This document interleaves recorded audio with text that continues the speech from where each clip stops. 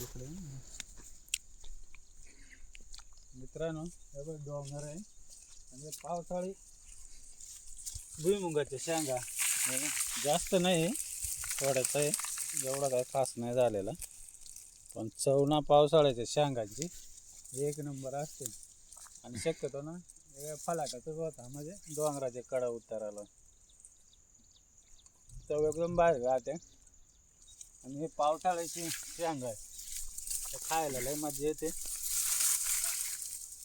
तुम्ही करता का नाही काय माहिती, फलाटात अशा शेंगा करायच्या, मस्त खायला मजा येत राहते. बुजून तर एकच नंबर लागतात.